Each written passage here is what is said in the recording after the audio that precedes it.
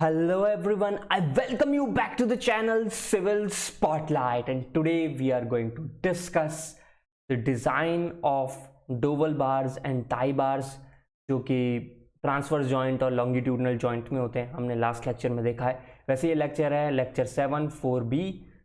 तो before beginning let me introduce you.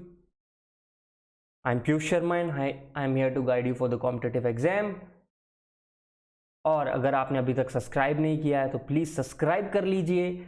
और जब मैं क्वेश्चंस करा देता हूँ और थियोरेटिकल पार्ट हो जाता है, आप directly 25 years of GATE, SSC, JEE और ईएससी के क्वेश्चंस लगाया करिए। आपको 100% पता लगेगा कि सारे टाइप ऑफ क्वेश्चन आप कर पा रहे हैं।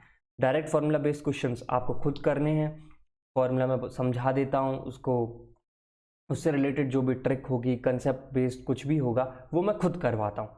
So without any delay let's begin our lecture.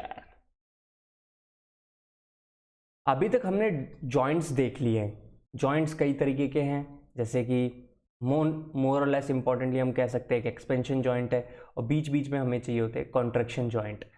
तो कॉन्ट्रैक्शन जॉइंट और एक्सपेंशन जॉइंट मेनली जो हम कह सकते हैं ट्रांसवर्स जॉइंट, इनमें चाहिए डोवल बार्स और इसी के साथ एक और स्लैब बनाएंगे जो इंटैक्ट रखेगी। उसको लिए जॉइनिंग के लिए चाहिए यहाँ पे टाई बार्स।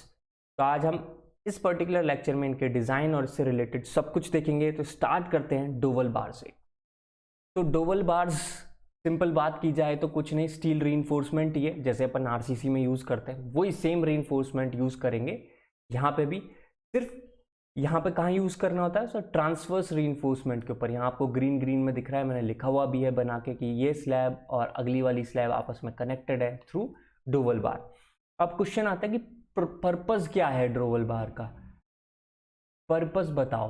पर्पस है for safe transfer of load from one slab to another. तो इस स्लैब के ऊपर जैसे सपोज करो कोई भी एक्सेल लोड आया, तो इसके ऊपर जो भी लोड आ रहा है, कुछ पोर्शन ऑफ लोड यहाँ से दूसरी स्लैब पे चले जाए, तो वो किसके थ्रू पॉसिबल होगा? डोवल बार्स के थ्रू पॉसिबल होगा। Okay, now dowel bars are usually inserted at mid slab depth. यानी कि मैं ये बताना चाहता हूँ कि डोवल बार्स को लगाया कहाँ जा रहा है और उसके ऊपर कोट किया जाता है। क्या कोट किया जाता है और क्यों, वो वाला पोर्शन। जैसे कि आपको पिक में दिख रहा होगा, बहुत ऊपर नहीं, बहुत नीचे नहीं, लगभग मिड स्लैब डेप्थ के ऊपर इसको लगाया जा रहा है। और पर्पस क्या है? सिर्फ लोड ट्रांसफर का। Okay, and coated with bond breaking substance to prevent bonding with PCC. अब जैसे कि यहाँ पे एक सिमेटिक डायग्राम आपको दिख रहा है, एक तरफ डबल बार में कुछ भी नहीं है, सिंपल डबल बार, और एक तरफ ये रेडिश सा इसके ऊपर सरफेस दिखाया हुआ है और उसके बाद ग्रीन सा एक सरफेस दिखाया हुआ है पूरी की पूरी डबल बार। तो यहाँ पे जो इसने बोला है ना, बॉन्ड ब्रेकिंग सब्सटेंस, तो ये डी बॉन्ड स्लीव जो आपको रेड रेड में दिख रहा है, ये यहाँ पे लगाया गया है एक स्लैब के अंदर, जबकि इस स्लैब के अंदर ये प्रॉपरली एम्बेडेड है। प्रॉपरली एम्बेडेड इसलिए कि इस स्लैब के अंदर तो ये बिल्कुल जमा रहेगा, जहाँ पे वैसा ही रहेगा। अब आपने बॉन्ड ब्रेकिंग स्लीव लगा दी तो उससे क्या होगा, जो ये वाली स्लैब है दूसरी वाली, जिसमें वो बार्स यानी कि रीइंफोर्समेंट बार के साथ वेल बॉन्डेड नहीं है, ये वाली इंडिपेंडेंटली कॉन्ट्रैक्ट और एक्सपेंड कर सकेगी। तो ये पर्टिकुलर स्लैब कॉन्ट्रैक्ट और एक्सपेंड करेगी और उसका स्ट्रेस जो होगा इस डोवल बार के थ्रू इस पर्टिकुलर स्लैब पे नहीं आएगा। तो एक स्लैब में अच्छे से एम्बेडेड है और एक में ये फ्री है, उसके ऊपर कोटिंग कर दी जा रही है।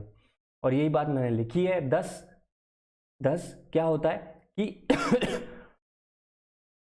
10 हेल्प ट्रांसफर द लोड। ये जो काम कर रहे हैं हम लोग, एक काम तो ये हो गया, मैंने आपको समझाया था कि अगर एक स्लैब पे वी लोड आए तो वो दूसरी पे शिफ्ट हो जाए, यहाँ जो नई स्लैब बनेगी इस पे शिफ्ट हो जाए, बट साथ साथ में जो दूसरी स्लैब है ये फ्रीली कॉन्ट्रैक्ट कर सके और एक्सपेंड भी कर सके। तो इंडिपेंडेंट कॉन्ट्रैक्शन एंड एक्सपेंशन भी हो जाएगा और साथ साथ में लोड भी ट्रांसफर होगा। अब ये बात हमको समझ में आ गई है कि एक स्लैब में एम्बेडेड है, एक में फ्री है और लोड भी ट्रांसफर हो रहा है, और दूसरी स्लैब फ्री है एक्सपेंड और कॉन्ट्रैक्ट होने के लिए। तो अब हम बात करते हैं डोवल ग्रुप एक्शन की। तो ये जो पॉइंट्स उठाए हैं मैंने, ये मेनली कहाँ से उठाए, IRC 58 से उठाए हैं जो कि 2015 में है, और क्लॉज कौन सा है 7.2.2.7, इस वाले पर्टिकुलर पोर्शन से उठाया। तो ये क्या क्या पॉइंट्स है वो देखो। Dowel group action, when loads are applied at a joint. बिल्कुल, अगर ये सिमेट्रिक डायग्राम में सपोज करो एक्सेल लोड यहाँ आ जाता है, जॉइंट के पास में काफ़ी आ गया है, तो क्या होगा, a portion of load is transferred to other side of slab through dowel bar. जो मैंने अभी बोला, डोबल बार ट्रांसफर कर देंगी लोड को। दूसरा इंपॉर्टेंट पॉइंट ये आना चाहिए आपके दिमाग में कि कितना पोर्शन ऑफ लोड इस पर्टिकुलर स्लैब पे रहेगा अगर लोड यहाँ पे है, और कितना परसेंटेज लोड अगली वाली स्लैब को ट्रांसफर होगा, ये आपके दिमाग में आ रहा होगा। तो उससे रिलेटेड मैंने एक इन्फॉर्मेशन लिखी हुई है। The dowel bars immediately below the wheel load, साफ है, wheel load carries a maximum amount of load and other dowel bar transfer progressively lower amount of load. यानी कि यहाँ अगर व्हील लोड है तो यहाँ पे जो मैक्सिमम लोड है करीब करीब 60% लोड ये वाला डबल बार ले लेगा, और 40% डबल बार इस पर्टिकुलर स्लैब के अंदर और डबल बार का जो कॉम्बिनेशन है ये 60% ले लेगा, और रिमेनिंग 40% ट्रांसफर हो जाएगा इस पर्टिकुलर स्लैब पे थ्रू डबल बार। आई बात समझ में? अप्रोक्सीमेटली आप याद कर सकते हो अबाउट 40% जो लोड इफेक्ट है उसको ट्रांसफर कर देता है डबल बार। ठीक है, repeated loading causes some looseness between dual bar and the concrete slab. बिल्कुल सही बात है, एक तरफ हमने डीबॉन्डिंग स्लीव लगाई हुई है, एक तरफ ठीक है वेल एम्बेडेड है, बट बार बार होने से थोड़ी सी लूजनिंग इफेक्ट तो आएगी। तो इस लूजनिंग इफेक्ट को लेके और एक रीसेंट स्टडी हुई जिसको मैंने IRC कोड में कोड किया है, आपको कौन सा देखना है ये वाला देख सकते हो, उसमें यही कि ये वर्ड्स लिखे हुए हैं। उस स्टडी ने क्या इंडिकेट किया कि जो डुअल बार्स हैं उनके आसपास का डिस्टेंस, कितना डिस्टेंस इफेक्टिवली यूज होगा उस पर्टिकुलर लोड को रेजिस्ट करने में, उसके बारे में स्टडी हुई। और वो यहाँ लिखा है कि dual bars with in a distance of 1 relative radius stiffness, यानी कि 1 L के आसपास जितनी भी डुअल बार्स होंगी वो सारी की सारी लोड लेंगी। अब इसको मैंने डायग्राम के थ्रू भी आपको समझाने की कोशिश की है, आप दिखाता हूँ कैसे। देखो, ये स्लैब है, हमें पता है एक तरफ एम्बेडेड है, थोड़ा सा गैप है जिसके अंदर फिलर मटेरियल आ जाएगा, और ये दूसरी स्लैब है, और रेड बना के मैंने बता दिया कि डीबॉन्डिंग केमिकल है जिसके थ्रू, या कोटिंग है जिसके बाद दूसरी स्लैब फ्रीली मूव कर सकती है। ठीक है, अब ये एक स्लैब के ऊपर आप सपोज करो व्हील लोड आया, अब ये व्हील है, अब व्हील लोड को कैसे मानते हैं हम, point load, point load, point load, point load. तो इस पॉइंट लोड के जो एक एरिया होगा उसमें ज़्यादातर पोर्शन ऑफ डुअल बार्स, यानी कि जितने डुअल बार आ जाएंगे वो सारी की सारी लोड को रेजिस्ट करेंगी और लोड को ट्रांसफर भी करेंगी। तो उस डिस्टेंस की वैल्यू कितनी है, उस डिस्टेंस की वैल्यू है 1L, या सिंपली कहूँ रेडियस ऑफ रिलेटिव रफनेस। तो आप एक रेडियस बना लो, उसको बनाओगे तो एक सर्कल बन जाएगा। तो इस सर्कल में जितनी भी डुअल बार्स आ रही हैं, जैसे यहाँ 2 आ रही हैं, तो ये दोनों डुअल बार एक्ट करेंगी और लोड को ट्रांसफर करेंगी from this slab to this slab. आई बात समझ है? इसी तरीके से इस वाले व्हील का पॉइंट लोड लोगे तो अगेन 1L, तो इसका भी सर्कल बनाओ यार। इसमें भी जितनी डुअल बार्स आ रही हैं वो रेजिस्ट करेंगी एंड साथ में ट्रांसफर करेंगी लोड को। बहुत क्लीन और समझाने की मैं यहाँ पे कोशिश कर रहा हूँ।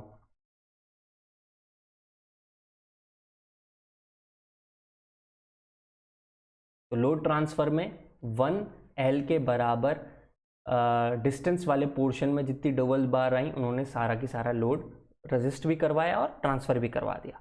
ये बात भी समझ में आ गई है।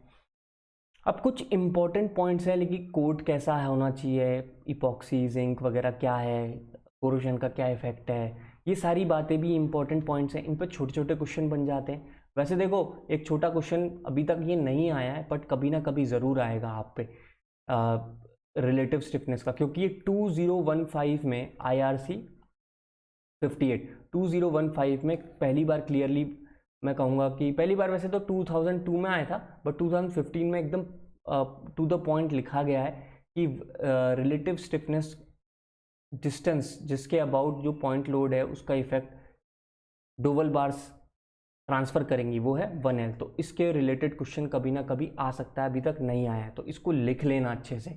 मैं आपको बताते चलता हूँ, ये नहीं कि अब इस पर क्वेश्चन कराऊंगा, ऑब्वियसली बता दिया तो नहीं कराऊंगा, ये कोशिश रहती है मेरी। अच्छा चलो ये देखते हैं। अब coated dowel bars are often used to provide resistance to corrosion. Obviously corrosion से बचना है तो कोट तो करना ही पड़ेगा। अब ये कोटिंग कौन सी होनी चाहिए? अब जैसे कि हम पढ़ते आए, जिंक कोटिंग हो सकती है, वो कोरोजन के अगेंस्ट अच्छी रहती है, या फिर लेड बेस्ड पेंट हो सकता है, या फिर इपॉक्सी कोटिंग हो सकती है। अभी मैंने आपको पिक दिखाई थी, इसमें जो ग्रीन ग्रीन सा है ना, ये इपॉक्सी, बच गया ये किससे? कोरोजन से। अब एक और पॉइंट है कि डुवल बार का एक और एडेड एडवांटेज क्या है? Dowel bars enable good riding quality to be maintained by preventing faulting at the joints. अब ये कैसे होगा ये मैं समझाता हूँ। और जनरल प्रोविजन जो दिए हैं ना डुवल बार के, वो खुद IRC 15 2002 से निकाले गए हैं। और ये क्लॉज है, मैं अभी पर्टिकुलर आपको दिखाऊंगा ये क्लॉज, बट आपको एक बार समझाता हूँ कि कैसे जॉइंट के फॉल्ट्स को डुवल बार कम से कम करता है। जैसे कि अब आते हैं इस पर्टिकुलर डायग्राम पे। अब देखिए ये व्हील लोड है, ओके। अगर सपोज करो डुवल बार नहीं होता तो क्या होता? सारा की सारा लोड इस पर्टिकुलर स्लैब पे कॉन्सेंट्रेट हो जाता, इस पर्टिकुलर एरिया पे। ऑब्वियसली 1L मत कहना, उस पर्टिकुलर एरिया पे जो मैंने आपको पहले के लेक्चर में पढ़ाया था, जिसमें मैं कहता था B, याद करो वो वाला पोर्शन। तो B पर्टिकुलर एरिया, मैं इसको अलग से बना देता हूँ, ये देखो ये B, ठीक है। सो B एरिया में कॉन्सेंट्रेट हो गया। इससे क्या होगा? ज़्यादा बड़ा पॉइंट लोड का जो इफेक्ट है स्ट्रेस का, वो एक छोटे से एरिया में रह गया। इसकी वजह से जो ये जॉइंट्स हैं, एज और कॉर्नर, ये टूटने के, क्रैक होने के कगार पे आ सकते थे बहुत ही कम लोड इफेक्ट पे। तो उसको किसने बचा लिया? लोड ट्रांसफर करके डुवल बार्स ने बचा लिया। तो इसलिए डुवल बार्स प्रोवाइड किए जा रहे हैं। अब मैंने आपसे जैसे कहा, मैं आपको क्लॉज दिखाऊंगा 8.3.6 और उसके बाद टेबल नंबर 5 और टेबल नंबर 7 कंपेयर करूंगा। टेबल नंबर 5 की IRC 58 2015 की, और ऑब्वियसली IRC 15 2002 है। तो एक बार देख लेते क्लॉज 8.3.6।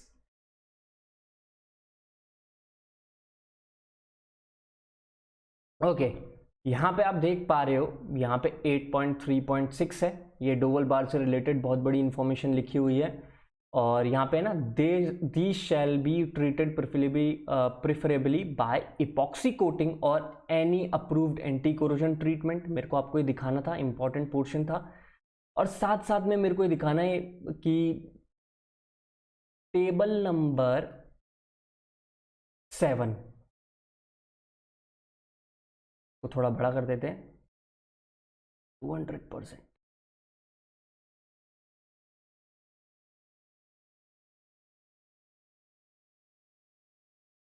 क्योंकि अब ये सब तो ठीक है, अब आपके दिमाग में आना चाहिए कि डोवल बार कितनी थिकनेस की होनी चाहिए, यानी इसकी उसका डायामीटर क्या यूज़ करें, उसकी लेंथ क्या यूज़ करें, और उनके बीच में स्पेसिंग कितनी हो। तो टेबल नंबर 7 IRC 15 2002 में ये टेबल दी हुई है, ये हम यूज़ कर सकते हैं। आप थोड़ा सा एक आइडिया ले लो, जैसे कि 20 के लिए 25 है, 25 के लिए भी 25 है। बट जब हम टेबल नंबर 5 देखते हैं IRC 58 2015 में, यहाँ पे क्या है, 250 के लिए इन्होंने जैसे 32 पहुंचा दिया, और 300 mm थिकनेस के लिए 38, जबकि यहाँ पे देखो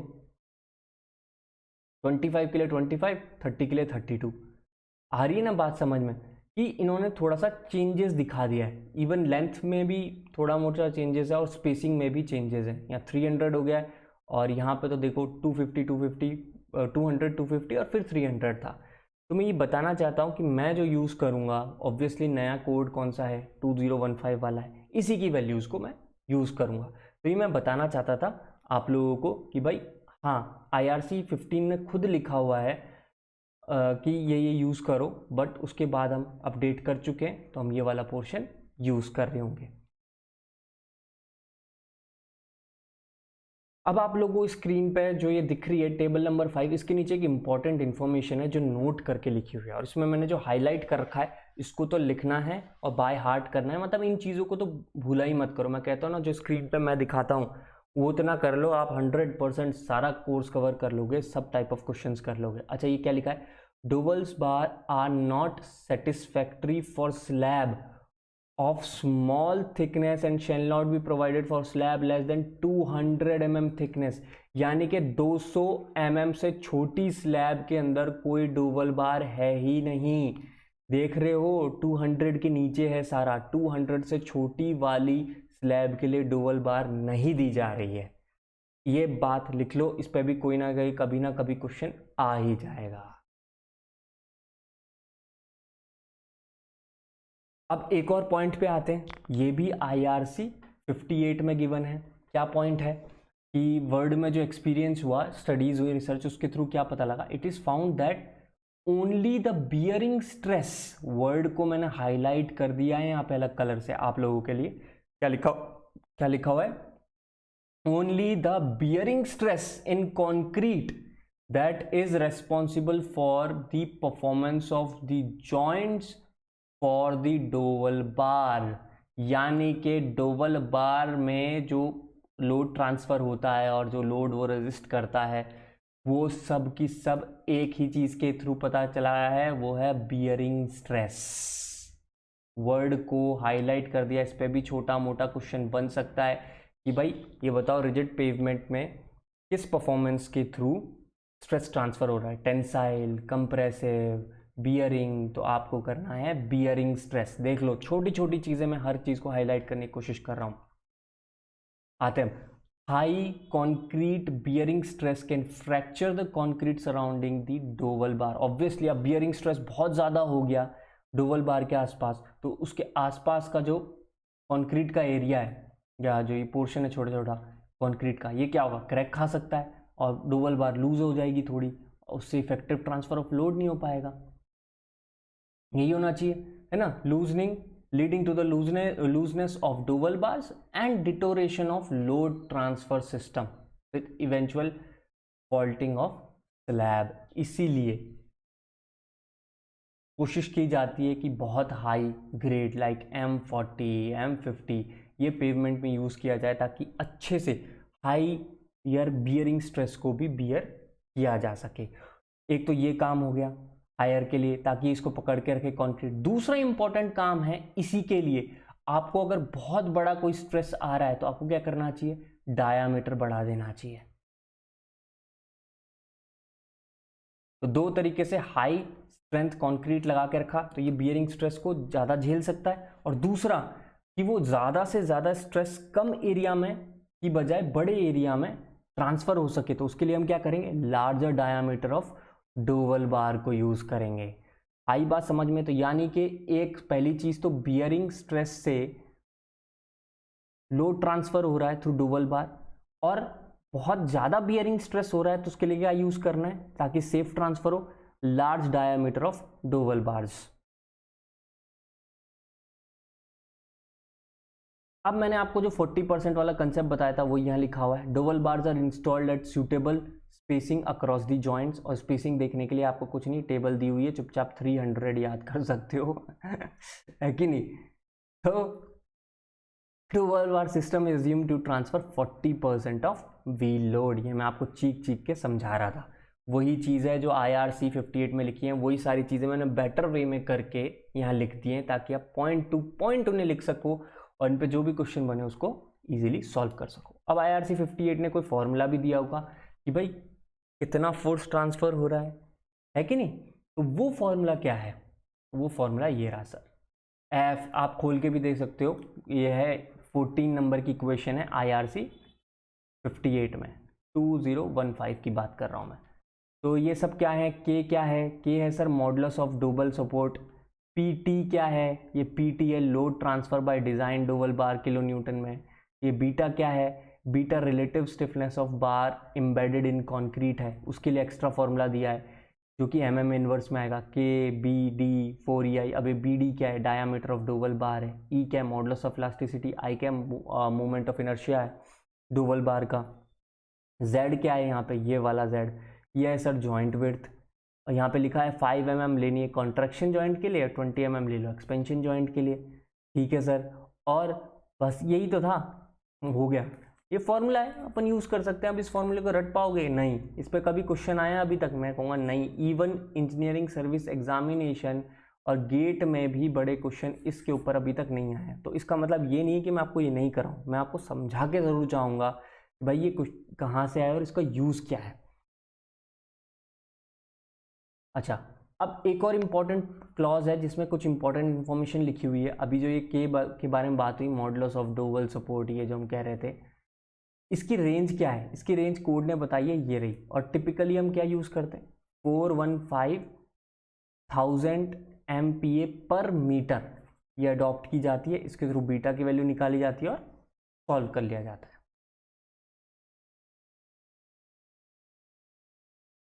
अब वापस से एक और इम्पॉर्टेंट पॉइंट लिखा हुआ था IRC 58 में। ऑब्वियसली अगर आप सोचोगे तो भी आप इस चीज़ को समझ सकते हो कि each Doval bar should transfer load कितना ट्रांसफर करना है? मैंने बोला 40%। ठीक है, 40% 50% से तो कम ही है, आधे से कम हुआ। इसका मतलब that is less than the design load for the maximum bearing pressure, यानी कि जो स्लैब में एम्बेडेड पोर्शन है वो झेल रहा है, उससे कम ही ट्रांसफर हो रहा है। वही लेने के बाद यहाँ पे भी है। And following equation is based on expression given by, ये कहाँ से निकाल के लाए? इंडिया वाले तो आपको पता है, कुछ कुछ बनाते हैं, कुछ अमेरिकन इंस्टीट्यूट से और कुछ ब्रिटिश कोड से उठा के कॉपी पेस्ट कर लेते हैं। तो वही यहाँ पे बता दिया गया है कैलकुलेशन के लिए। अब यहाँ पे हमने निकाल लिया कि कितना मैक्सिमम है फोर्स या स्ट्रेस कंक्रीट के अंदर, और ये वाला फॉर्मूला जो है ये बताता है कितना अलाउड है। FB मतलब अलाउड बियरिंग स्ट्रेस कितना होगा कंक्रीट के अंदर, उसका फॉर्मूला है। आप देख सकते हो, यहाँ रख दिया, सारी वैल्यूज़ लिखी हुई हैं यहाँ पे। और मैंने आपको कहा था हायर यूज़ करना है, M40 कंक्रीट है, तो ये आ गया। ये देख रहे हो, छोटी छोटी चीज़ें हैं यार जो मैं बोल देता हूँ और समझाने की भी कोशिश करता रहता हूँ, तो पता रहे आप लोगों को। ओके, तो ये भी आ गया, ये भी आप देख सकते हैं, पॉज करके आप इसे लिख भी सकते हैं। चलो अब आगे बढ़ते हैं क्वेश्चन की तरफ कि कैसे क्वेश्चन आ सकता है। ऐसा क्वेश्चन आपको डबल बार से रिलेटेड पक्का गेट में देखने को मिल सकता है, हो सकता है इंजीनियरिंग सर्विस एग्जामिनेशन में दोबारा से पूछा जाए, क्योंकि काफ़ी पहले पूछे गए थे, 2000-2005 के आसपास इस टाइप के क्वेश्चन देखने को मिले, तो उसके बाद नहीं आए, तो इतने टाइम से नहीं आए तो हो सकता है अब रिपीट होके आए। तो इसलिए मैं क्वेश्चन समझाने के लिए और बताने के लिए और आपकी प्रिपरेशन पूरी रहे और आपके दिमाग में घुस जाए डबल बार का डिज़ाइन कैसा है रियल में, वो देखो। और इसमें एक इम्पॉर्टेंट पोर्शन है जो समझाने के लिए, वो 1L वाला जो था ना कंसेप्ट, इसी से रिलेटेड जो है एरिया, उसी में डोवल बार ट्रांसफर करेंगे, वो कैसे गिनोगे वो बताना चाहता हूँ मैं आपको। देखो, डिज़ाइन पैरामीटर लोड है 98% ऑफ एक्सल लोड है जो कि 16 टन है। ठीक है, the wheel load therefore is 8000 kg, dual wheel load है, ये सब गिवन है। परसेंटेज ऑफ लोड ट्रांसफर कितना है? 40% है। स्लैब की थिकनेस 33 सेंटीमीटर है, जॉइंट वेट 2 सेंटीमीटर है, और रेडियस ऑफ रिलेटिव स्टिफनेस भी दे दिए 103.53 सेंटीमीटर्स। चलो, हमें इतना पता है कि अलाउएबल बियरिंग स्ट्रेस का जो फॉर्मूला है वो ये है। ओके, इसमें रख के देख लेते हैं। हमको जो यूज़ करनी है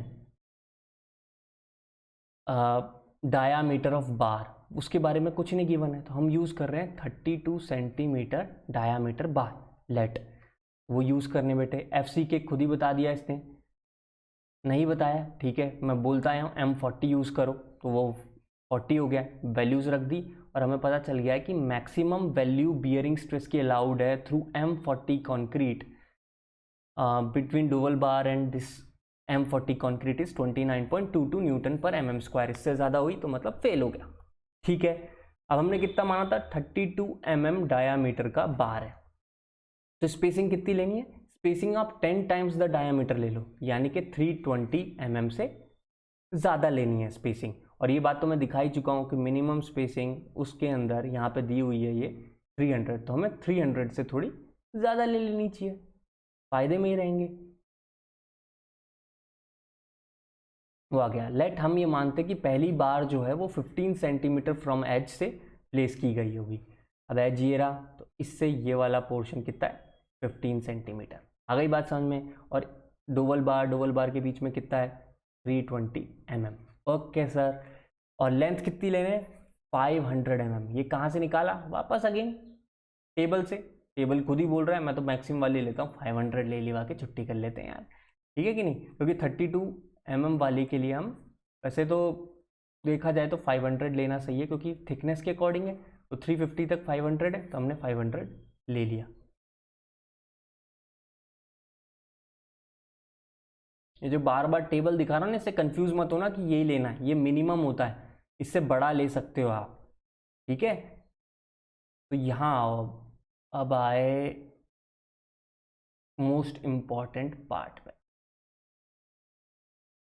जॉइंट वेट भी गिवन है 20 mm। अच्छा, मैंने आपको बताया था 1 times the radius of relative stiffness. अब ये वाला कंसेप्ट को कैसे पता किया जाए वो देखो।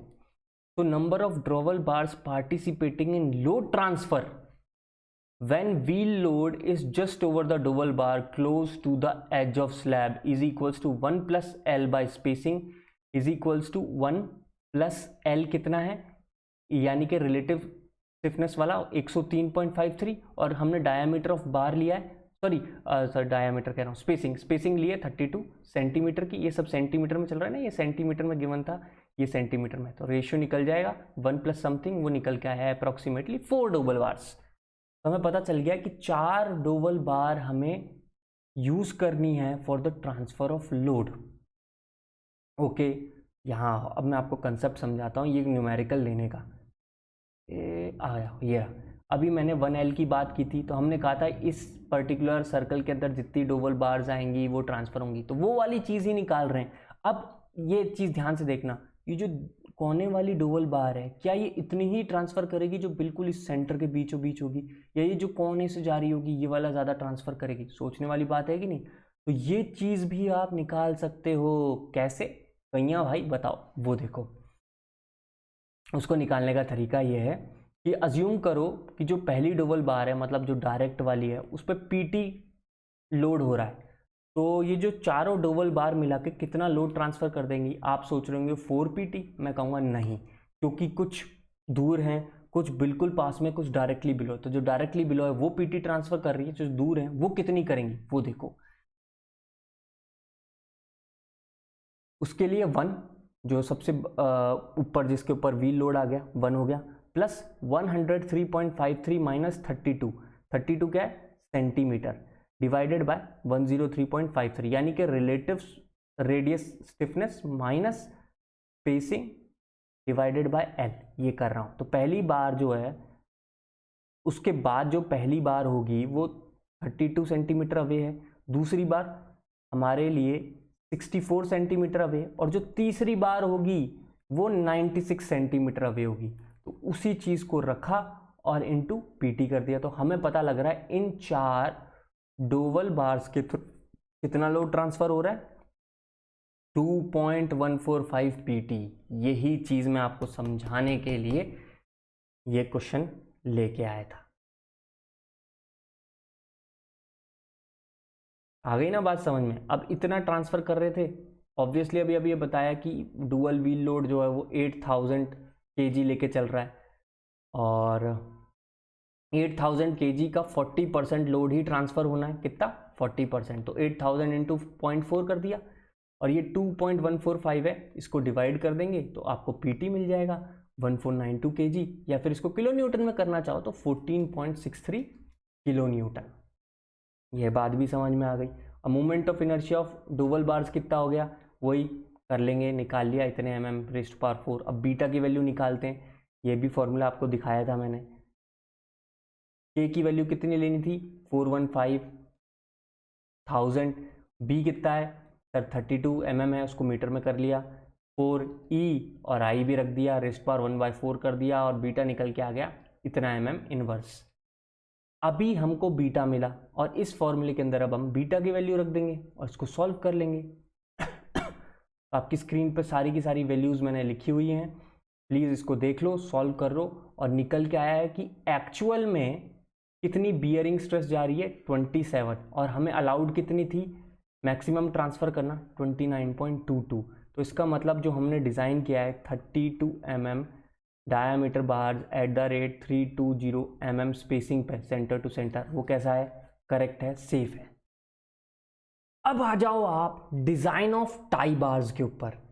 तो डिज़ाइन ऑफ टाई बार की बात की जाए तो वो कहाँ होती हैं, वो होती हैं लॉन्गिट्यूडनल जॉइंट पर, जैसे कि आपको यहाँ पे ब्लू कलर में दिख रही होगी, ये टाई बार भी लिखा हुआ है मैंने, ये सारे की सारे लॉन्गिट्यूडनल जॉइंट, और जो ग्रीन ग्रीन है वो कौन सी है, डोवल बार्स। और डोवल बार्स के बारे में हम देख चुके हैं, इनको कैसे डिज़ाइन किया जाता है। तो लॉन्गिट्यूडनल जॉइंट पे प्रोवाइड की गई हैं। अब क्वेश्चन आना चाहिए, सर पर्पस क्या है टाई बार का, बाबा पीयूष भाई बताओ। भाई पर्पस है कि ये जो दोनों स्लैब है ना, ये आपस में जुड़ी रहें, कोई लोड ट्रांसफर नहीं करती है टाई बार, समझ गए। तो यही ये लिखा है, does not transfer any load to keep the pavement slab together. Simple simple सादा सादा लिखता रहता हूँ, आपको क्लीन बात समझ में आए। ऑब्वियसली अब आते हैं IRC 58 में गिवन इक्वेशंस के ऊपर कि भाई टाई बार्स को डिज़ाइन कैसे किया जाए। लोड ट्रांसफ़र नहीं कर रही, बट उसके बाद भी तो कुछ एरिया तो लेना होगा, कुछ ना कुछ लेंथ तो लेनी होगी, तो वो कैसे लेंगे, कितनी लेंगे, उसके लिए कोड ने हमको फॉर्मूला दिया हुआ है। तो area of steel required per metre length of joint as this thing. चलो सर सब कुछ गिवन है, इसमें एरिया किस में निकल के आ रहा है, ये बड़ा इंटरेस्टिंग है, देखना। एरिया निकल के आ रहा है mm स्क्वायर पर मीटर में। अरे आप देखो कुछ नहीं, इसने क्या किया है, फ्रिक्शनल फोर्स को जो आपका स्ट्रेस होता है ना, allowable working stress in steel, उसको टेंसाइल फोर्स से इक्वेट कर दिया एक तरीके से। ये फ्रिक्शन हो गया, क्या होता है फ्रिक्शन, म्यू एम जी, या यूँ कहो F M G is equals to stress in steel multiply by area of steel. अब पर मीटर है तो यहाँ से जो लेंथ होती है ना, अब एम जी कहा था मैंने, मास को क्या कहा, density multiply volume, volume is area into length, तो लेंथ को उठा के उसके नीचे ले गया और कुछ नहीं, तो ये बन गया वो फॉर्मूला, ठीक है। अब यहाँ पे जो वेट है ये किस में कर दिया है इन्होंने, वेट को कर दिया है भाई जो kilo newton per metre cube में आना था, weight unit weight metre cube में वो आ रहा है kilo newton per metre square में, तो इसका मतलब kilo newton per metre cube into thickness of slab कर दिया है। ये भाई कोड ने लिखा है, पता नहीं क्यों करते हैं ऐसा बच्चों के साथ, ये उनको बच्चों को पता नहीं क्यों अंतर्यामी समझते हैं कोड वाले। खैर कोई नहीं, मैं तो हूँ यहाँ पे आप लोगों की हेल्प करने के लिए। तो आपको थिकनेस से मल्टीप्लाई करना है स्लैब की in order to find this W in this particular equation. तो ध्यान रखना है IRC 58 में आंख बंद करके कुछ भी नहीं करना है, बहुत बेवकूफ़ लोग हैं, पता नहीं कैसे कैसे फॉर्मूले को कहाँ कहाँ घुमा दिए, सिंपल सी चीज़ थे उसको घुमा घुमा के खराब कर दिया है बच्चों के लिए। अब मैंने जैसे बोला एरिया तो निकल के आ गया यहाँ से, अब लेंथ भी तो निकालनी पड़ेगी। तो लेंथ क्या होगी टाई बार की, अब देखो मैंने हाईलाइट कर रखा है, इसका मतलब बहुत इंपॉर्टेंट पॉइंट है। Any tie bar should be at least twice that required to develop a bond strength equal to working stress of steel. समझ गए। तो वर्किंग स्ट्रेस ऑफ स्टील वाला जो फॉर्मूला अपन RCC में पढ़ता है वो ठोक दिया इन्होंने, थोड़ा एडिट करके या थोड़ा सा अपने हिसाब से सेट करके, और उसको मल्टीप्लाई कर दिया 2 से। क्यों, क्योंकि उसको ट्वाइस करना था लेंथ को। तो फॉर्मूला निकल के आ गया, वो ये रहा फॉर्मूला, और इसके अंदर SST है, ये हो गया allowable working stress in steel, ACS हो गया cross section area of 1 tie bar. ध्यान रखना एक टाई बार की बात कर रहा है। B स्टार ये है permissible bond stress of concrete, deformed बार है तो ये हो गई, प्लेन टाई बार है तो ये हो गई, और P जो है ये पैरामीटर ऑफ बार है। मतलब फॉर्मूला आ गया, ले देखे ये है क्वेश्चन नंबर 17 IRC 582015। अगेन एक और टेबल दी हुई है, टेबल नंबर 6, जिसमें स्लैब थिकनेस के अकॉर्डिंग आप कितना डायामीटर यूज़ कर सकते हो वो दिया हुआ है, रेंज दी हुई है, जैसे 8 से 10, यहाँ 8, 10 से 12, यहाँ 12, 12 से 16, 12 से 16, समझ गए। और फिर टाई आर्स की मैक्सिमम स्पेसिंग, प्लेन हो डिफॉर्म्ड बार हो, मिनिमम प्लेन कितनी होनी चाहिए, लेंथ कितनी होनी चाहिए डिफॉर्म्ड की, वो सब कुछ गिवन है।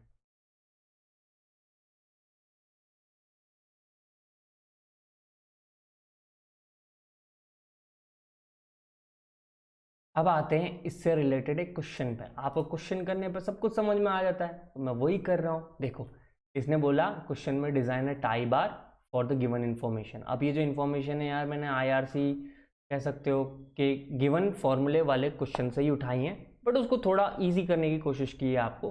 तो स्लैब थिकनेस गिवन थी, लेन विड्थ गिवन है, फ्रिक्शन कोफिशिएंट गिवन है यानी कि एफ, यहाँ पे डेंसिटी ऑफ कंक्रीट गिवन है केजी पर मीटर क्यूब में, हमें किस में निकालना होगा, kilo newton per metre square में। सब करूँगा आपके लिए चेंजेस।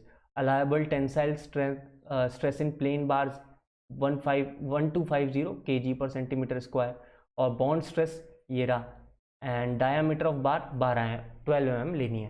तो डेंसिटी को चेंज करते हैं। सबसे पहले डेंसिटी जो था, या यहाँ का यूनिट वेट, सॉरी डेंसिटी कह रहा हूँ, ये यूनिट वेट है, तो इट इज़ 2400 इंटू 9.81। इससे तो मैंने केजी से कन्वर्ट कर दिया इसको, 9.81 से मल्टीप्लाई करके न्यूटन पर मीटर क्यूब में, तो वो ये हो गया।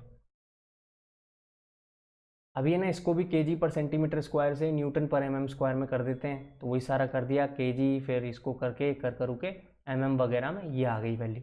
अच्छा, अब हमें फॉर्मूला तो यही गिवन है ना कोड के अंदर जो फॉर्मूला गिवन है ना, उसकी वैल्यूज़ देख लो यहाँ पे। इस वजह से मैं ऐसा कर रहा हूँ, ये देखो समझ रहे, इस वजह से मैंने ऐसा किया हुआ है। अब यहाँ आ जाओ, बी की वैल्यू क्या गिवन थी विड्थ की, 3.5 मीटर रख दिया मीटर्स में। डब्ल्यू को करना पड़ेगा अपने को, क्या करना है मैंने बताया था तुम्हें, जो यूनिट वेट है उसको मल्टीप्लाई कर देना थिकनेस से। थिकनेस कितनी थी, 33 सेंटीमीटर, यानी कि 0.33 मीटर्स हो गया ये, तो यहाँ मल्टीप्लाई कर दिया 0.33 मीटर से, ये आ गए आपका unit weight, multiply by friction factor 1.5, और SST हमने निकाला 122 पॉइंट समथिंग। तो इससे निकल के आया है हमारे पास एरिया पर मीटर, वो है 332.58 mm स्क्वायर पर मीटर की लेंथ हो गया है फॉर टाई बार्स। अब हमें ईच टाई बार का एरिया निकालना है। 12 mm का माना था, तो पाई बाय 4 इंटू 12 का स्क्वायर, तो 113 mm स्क्वायर हो गया। अब हम जो दूसरा फॉर्मूला है, उससे पहले मैं तुम्हें एक चीज़ सिखाता हूँ। यहाँ पे ये जो देख रहे थे ना, लेंथ निकालने से पहले, कि तुम्हें ये पता हो कि तुम्हारे इनकी इसके अंदर स्पेसिंग कितनी हो रही है, तो वो कैसे निकालोगे। ये जो AS निकालते ना अपन, ये देखो mm स्क्वायर पर मीटर में आया, mm स्क्वायर पर मीटर में आ गया है, और ऊपर जो है ये mm स्क्वायर में। तो आप इन दोनों का अगर रेशियो ले लोगे तो आपको स्पेसिंग मिल जाएगी कि नहीं, टाई बार्स के बीच में मिल गई ना, ये रही। तो ये कर दिया मैंने, रेशियो ले लिया, मिल गया। अप्रॉक्सीमेटली आप कह सकते हैं 34 सेंटीमीटर के आसपास की स्पेसिंग हो गई। अब लेंथ निकाल देते हैं। लेंथ निकालने के लिए फॉर्मूला है ही हमें पता ही है, वैल्यूज रख देते हैं फॉर्मूला में। ये मैंने देखो केजी पर सेंटीमीटर स्क्वायर से रिक्वायर्ड न्यूटन पर mm स्क्वायर में कन्वर्ट कर लिया, सारी वैल्यूज रख दी। यहाँ पे आप देख सकते हो, स्क्रीन को पॉज करके आप लिख सकते हो, वैसे मैंने हर चीज़ यहाँ पे लिखी हुई है, ये देखो आप लोग देख सकते हो यहाँ से। ओके, स्क्रीन पॉज करके यहाँ से देख लो, फिर स्क्रीन को पॉज करके यहाँ से देख लो। ऑब्वियसली जो आंसर आया है वो अबाउट 430 mm आया है, यानी कि 43 सेंटीमीटर का लेंथ आप यूज़ कर सकते हो। बट अभी ये फाइनल आंसर नहीं है, क्योंकि लेंथ में कुछ ना कुछ लॉस होगा पेंट की वजह से, और कुछ टॉलरेंस देना पड़ेगा। तो 10 सेंटीमीटर का लॉस हम ले सकते हैं और पेंट, और 5 सेंटीमीटर की टॉलरेंस दे सकते हैं। तो 43 + 10 + 5 इट बिकम्स 58 सेंटीमीटर। तो हमारी जो टाई बार है उसकी लेंथ हुई 58 सेंटीमीटर, एंड साथ साथ में स्पेसिंग हुई 34 centimetre. 34 centimetre centre to centre and 58 centimetre length. तो इस तरीके से आप इन क्वेश्चंस को सॉल्व कर सकते हो। तो गाइस काफ़ी टाइम हो गया, लगभग 40 मिनट्स हो गए, और अब मैं जा रहा हूँ, साइनिंग ऑफ कर रहा हूँ। बट साइनिंग ऑफ से पहले फिर से रिक्वेस्ट करता हूँ, अगर आपने सब्सक्राइब नहीं किया है तो please subscribe this channel, share it with your friends, and if you have any query mention it in the comment section below. चलता हूँ, signing off, God bless you all.